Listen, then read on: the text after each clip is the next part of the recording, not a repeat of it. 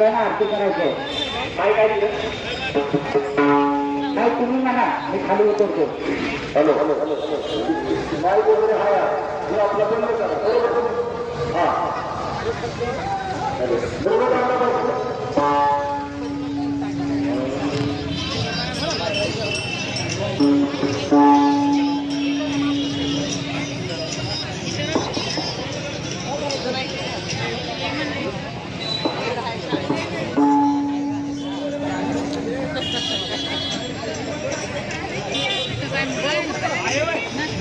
जेवायला जेवायला जेवायचं मग खाली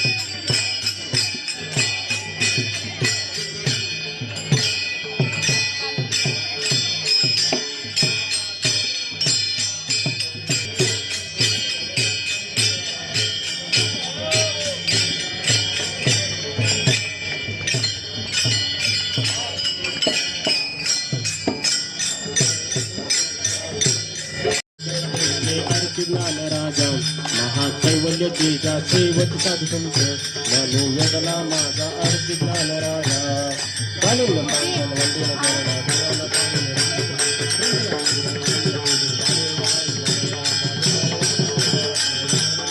कुंडली कवरदार विठ्ठल श्री ज्ञानदेव तुकाराम सर्वांनी खाली बसा.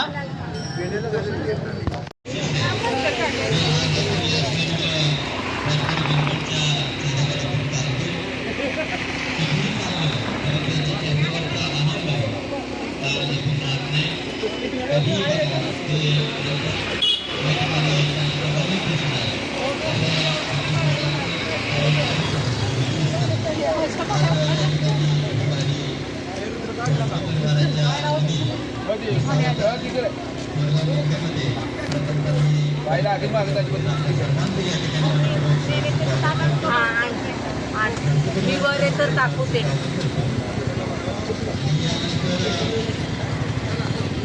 शीतल हिला बोलू ना पद्मश्रीला. या ठिकाणी मी मनपूर्वक सहर्ष स्वागत करतो.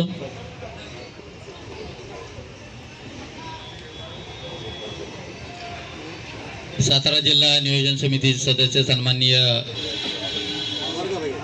राहुलदादा बर्गे, कोरेगाव नगरीचे माजी उपनगराध्यक्ष सन्माननीय किशोर नाना बर्गे, त्याचप्रमाणे या ठिकाणी उपस्थित असणारे नगरसेवक सन्माननीय श्री सागरजी विरकर, आमचे सहकारी आणि कोरेगाव नगरीचे माजी नगरसेवक सन्माननीय महेशजी बर्गे, त्याचप्रमाणे रामभाऊ काका घारगे, त्यांचे सर्व मित्रपरिवार, सुभाषराव जाधव, त्याचप्रमाणे या ठिकाणी उपस्थित असणारे जिल्हा मजूर फेडरेशनचे माजी चेअरमन सन्माननीय श्रीमान भाऊ झांजुर्णे, माजी ग्रामपंचायत सदस्य सन्माननीय श्री प्रदीपजी बर्गे आदी मान्यवर या ठिकाणी उपस्थित आहेत. निलेशजी बर्गे या ठिकाणी उपस्थित आहेत. आपण सर्वांचं मी मनपूर्वक या ठिकाणी घोडके परिवाराच्या वतीनं सहर्ष स्वागत करतो. आणि या ठिकाणी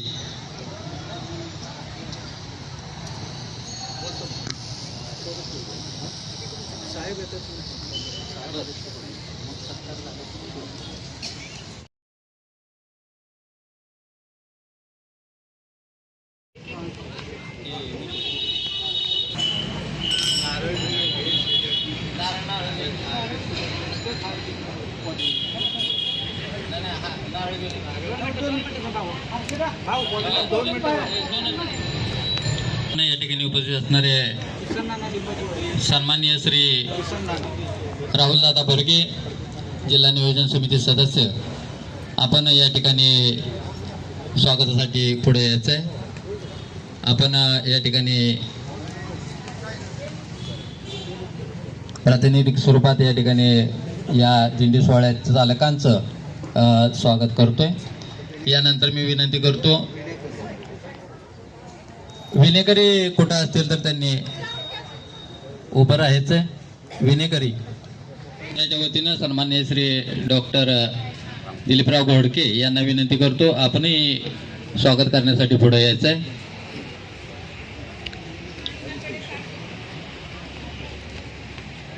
त्याचप्रमाणे या ठिकाणी उपस्थित असणारे नगरसेवक सन्माननीय सागरजी विरकर, आपणासही विनंती आहे, आपण स्वागत करण्यासाठी पुढे यायचं आहे. या ठिकाणी उपस्थित असणारे सन्माननीय रामभाऊ काका घारगे यांना विनंती करतो, आपण स्वागतासाठी पुढे यायचं आहे. दिंडी चालकांचा प्रातिनिधिक स्वरूपात संचालक शिवकृपा पतपिढी, आपणही पुढे यायचं स्वागत करण्यासाठी.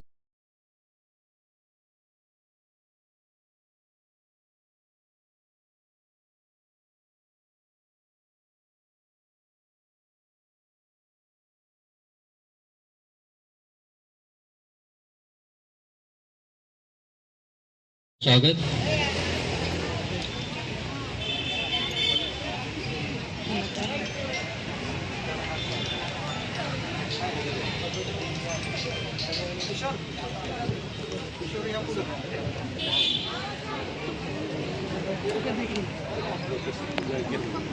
मुद्दा म्हणून उल्लेख करतो की पारधी समाजाचे या ठिकाणी वारकरी की ज्यांनी या वारीबरोबर चालत चालत स्वतःही माळ घातली आणि या वारीचा एक भाग बनले, ते त्यांचा या ठिकाणी प्रातिनिधिक स्वरूपात स्वागत केलं जात आहे. त्या स्वागताचा त्यांनी स्वीकार करायचा आहे. इकडे बाबा हात लावा, हाराला हात लावा.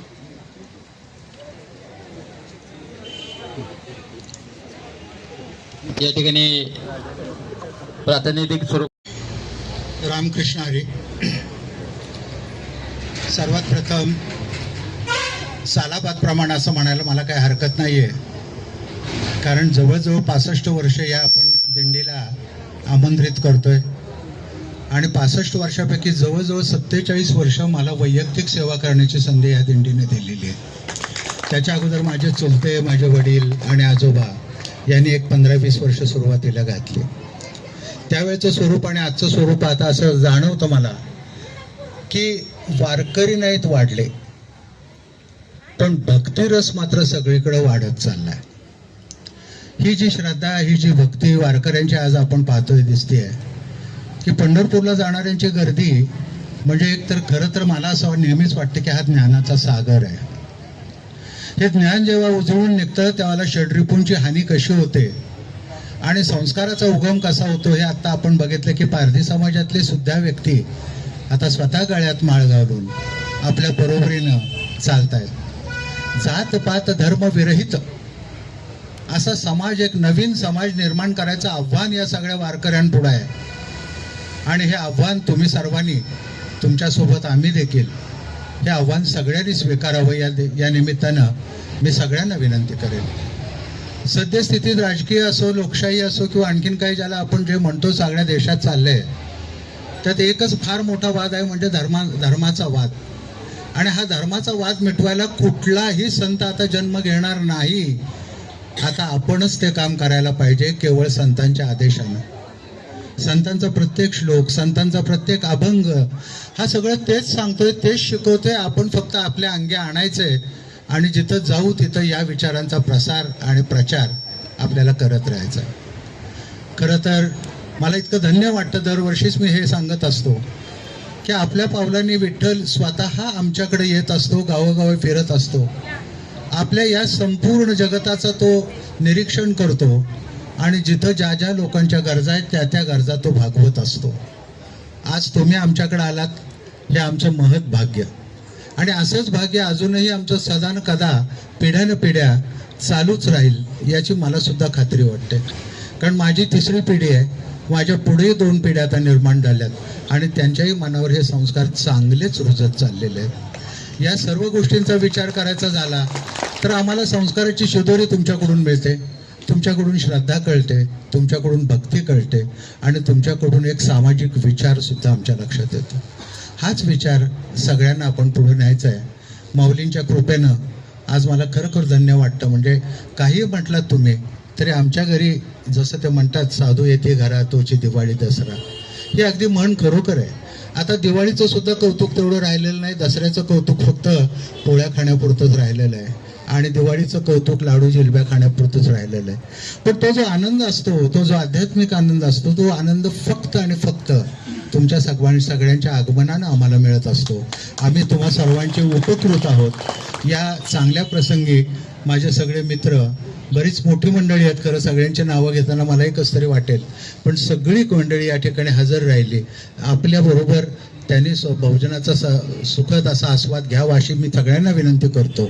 आणि जाता जाता एकच सांगतो, माऊलींनी जरी सांगितलं असतं की लक्ष भजनावर केंद्रित करा, भोजनावर नको, पण मी तुम्हाला खात्री देतो की गेल्या 65 वर्षात इतक्या भक्तीनं श्रद्धेनं आमच्या घरी अन्न शिजवलं जातं की या अन्नाचा कुठल्याही कोणालाही त्रास होणार नाही. उलट पक्षी उत्साह दुपटीने कसा वाढेल अशा प्रकारचा अन्नाचा आस्वाद आपण सगळ्यांनी घ्यावा. माऊलींची मी क्षमा मागतो, पण त्यांच्या वाक्यात थोडीशी सुधारणा करून सांगतो की भरपूर चांगल्या प्रकारे आपल्याला ते सवय आहे. या ठिकाणी किसन अण्णा, मला वाटतं मी त्यांना माझ्या लहानपणापासून बघतोय. म्हणजे पहिल्या वर्षीच्या दिंडीपासून आज तागायत हजर असणारे एकमेव व्यक्तिमत्व म्हणजे किसन अण्णा. आज त्यांना बघून भरून येतं की या वयात देखील ते चालू शकलेत आणि या वयात मी फक्त खुर्चीवर बसू शकतो. हे माझं दुःख आहे. पण किसन अण्णा, खरोखर तुम्हाला मी अगदी लावून नमस्कार करतो.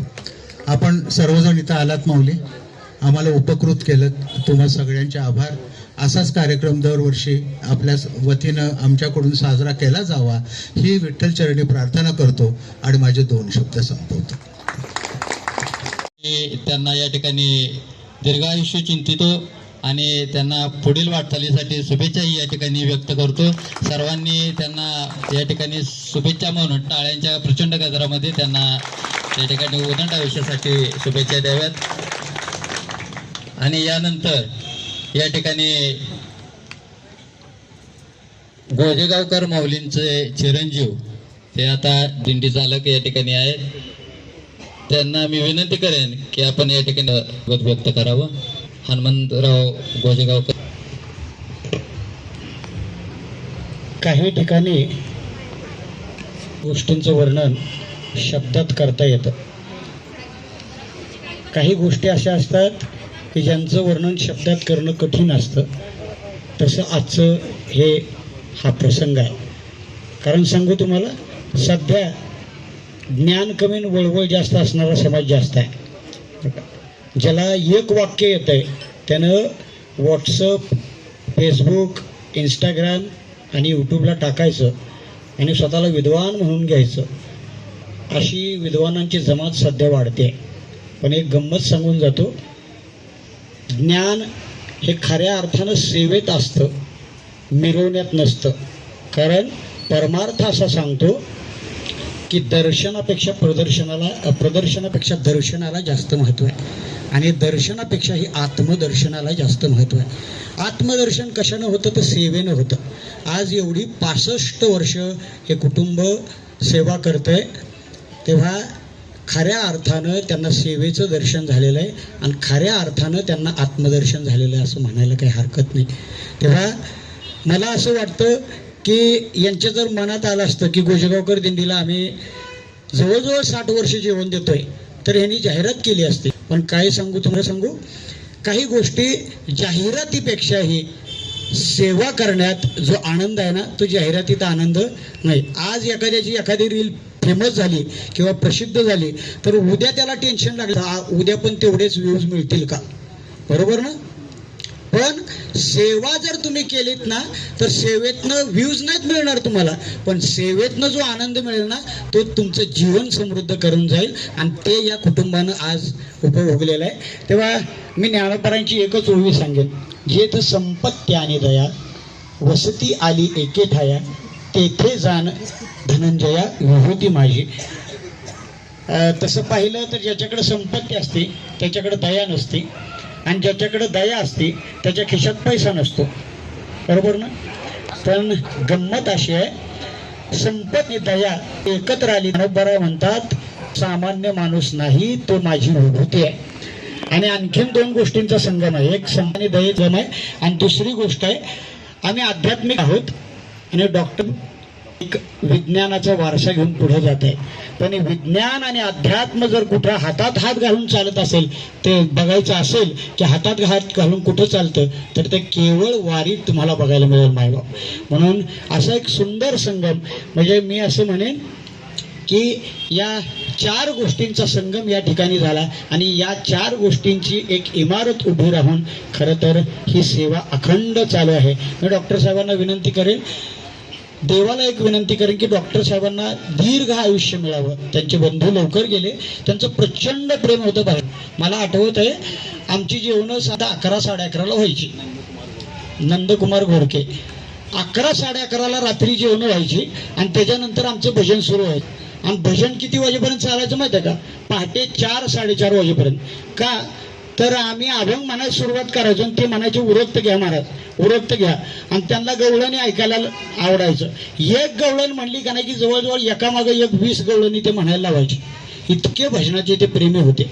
तेव्हा असं हे भजनावर प्रेम करणारं, अध्यात्मावर प्रेम करणारं असं हे वेगळं घराणं. मी देवाकडे एवढीच विनंती करेन, अकल्प आयुष्य व्हावे तया कुळा, माझी या सकळा हरीच्या दासा. फक्त हे करत असताना काय व्हावं, कल्पनेची बाधा नहो कवने काळी. ही संत मंडळी सुखी असो. रामकृष्ण हरी.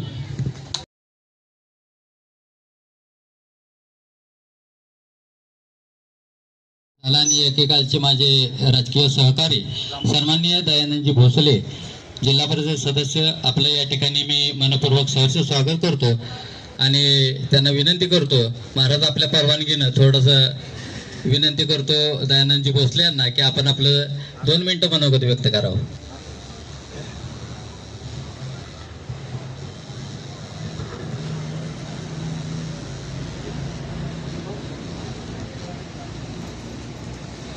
रामकृष्ण हरी.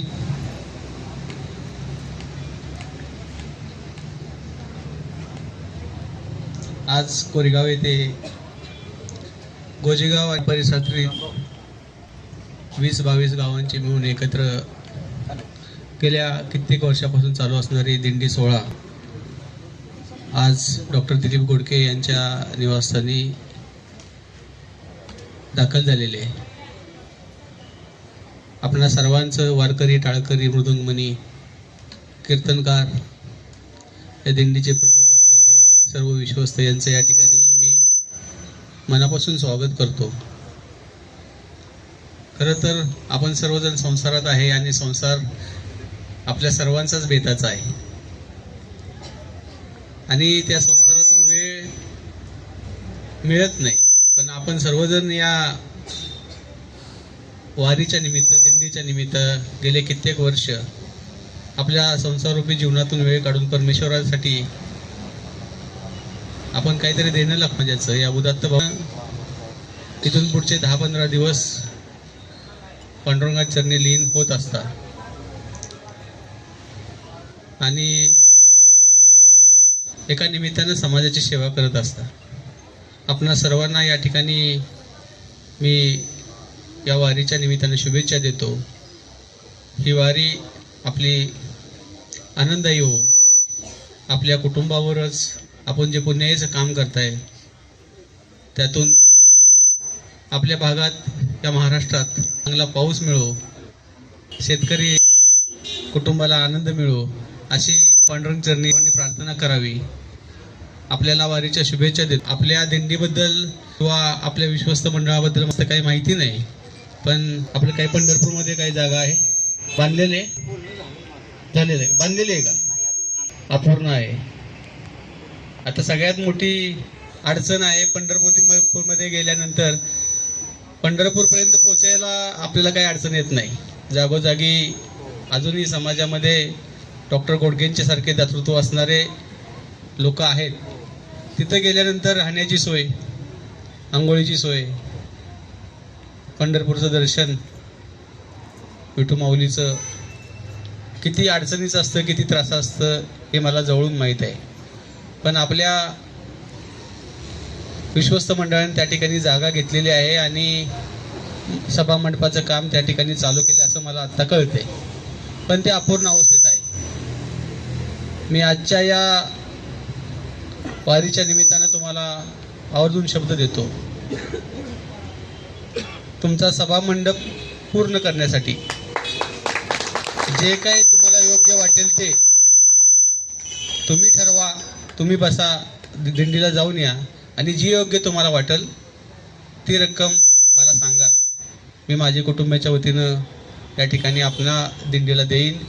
ही वारीची परंपरा अशीच चालू ठेवा.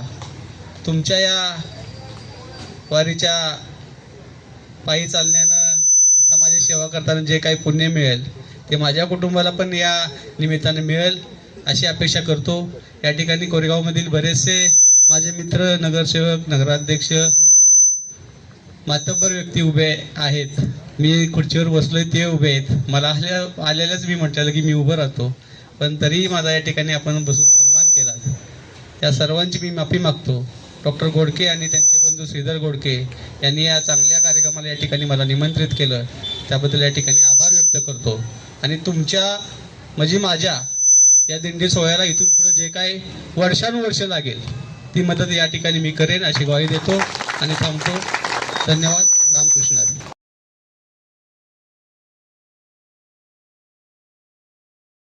पूर्ण आहे. या माणसाचा अभ्यास किती आहे बघा. सहज यांनी माहिती काढली. आणि मागं आमचे संजय यादव आहेत, त्यांनी एक गाईचं मंदिर बांधलं गोळेवाडीत. तर त्यावेळी दयानंदजी तिथं आले होते आणि त्यांनी नुकतंच कानावर घातलं होतं की आमच्या बापूंच्या मठाला तुम्हाला मदत करायची. तर ते तिथं पोचल्यानंतर माझा त्यांना फोन गेला आणि माझं दयानंद साहेबांशी बोलणं झालं. त्यांनी सांगितलं, महाराज काही काम असेल ते मी अजिबात अडू देणार नाही, मी जरूर पूर्ण करेन. असं अध्यात्मावर प्रेम करणारं असं एक व्यक्तिमत्व. तेव्हा मी त्यांना विनंती करेन की आपली मदत आम्हाला उत्तर होत राहावी. मी जे मागतोय ते माझ्यासाठी नाही मागत, माझ्या या सगळ्या समाजाची सोय म्हणून मागतोय. तेव्हा आपण उत्तर अशीच मदत करावी. आणि उत्तर मी तर विनंती करेन साहेब की एकदा तुम्ही दिंडीत सुद्धा एक दिवसभर चालून बघा. काय आहे, काय सुख आहे, काय सहन आहे. एकदा तुम्ही चाला. तुम्ही मदत तर करालच, पण या सगळ्यांचा सहवास आपल्याला मिळेल आणि तो सहवास आपल्या कार्याला ऊर्जा देत राहील. तेव्हा मी तुम्हाला विनंती करेन की एक दिवस तरी तुम्ही आमच्यासाठी काढा आणि दिंडीत आपण चालावं, ही विनंती. मी आमच्या परिवाराच्या वतीनं दयाभाऊ भोसलेंचं स्वागत तर करतोच, पण त्याचबरोबर याच वास्तूत, याच ठिकाणी, याच जागेवर दयाभाऊने जे आपल्याला शब्द दिला त्यांच्या हातून विठ्ठल तो पुरा करून घेईल आणि आपण निश्चितपणानं सगळेजण दयाभाऊंच्या पाठीशी उभं राहूया. स्वागत दिंडीचे. आज तुम्ही पहिल्यांदा कोरेगाव तालुक्यात पाय टाकला असेल आणि इथं लगेच पाऊस पडला, म्हणजे किती पुण्यवान वारकरी असतात बघा. आणि त्याच पद्धतीनं आता आमचा विषय झाला की गेली 60 वर्ष हे गोडके कुटुंब असेल आणि त्या गोडके कुटुंबाचे कुटुंब प्रमुख गोडके डॉक्टर असतील, केवढं मोठं पुण्याचं काम करतात. आणि ह्याचा खरोखरच आम्हाला सगळ्या कोरेगाव वासियांना खरोखर मनापासून आनंद आहे. आणि आमच्या आत्ताच चर्चा सगळ्यांनी झाली की आम्ही डॉक्टर साहेब तुम्ही हे असंच कार्य कायम तुमच्या हातनं घडत राहू, एवढं मोठं पुण्याचं 60 वर्ष काम तुमचं चालू आहे, तसंच चालत राहू. आम्ही सगळे कोरेगाववासी तुमच्या पाठीशी कायम खंबीरपणे उभे राहू. आणि सांगायचं झालं तर सगळे इथं आत्ता जेवढे राजकीय असतील, सामाजिक असतील, सगळे जेवढे आहेत तेवढे सगळे डॉक्टरांच्या मार्गदर्शनाखालीच मोठे आम्ही सगळे झालेलो आहेत. म्हणजे डॉक्टरांच्याच छत्रछायेत सगळी आम्ही, आमचे गल्ले असो, गावातील असो, सगळे असतील इथं आलेली बसलेली सगळी मार्गदर्शनाखालीच मोठे झालेत. असंच डॉक्टरांचं आमच्यावर सुद्धा आशीर्वाद असू द्या आणि ह्या दिंडीत सुद्धा असंच येऊ द्या, असंच सांगून सगळ्या दिंडीचे आणि खरोखर डॉक्टर कुटुंब प्रमुख आणि संपूर्ण गोडके फॅमिलीचे मनापासून आभार मानतो.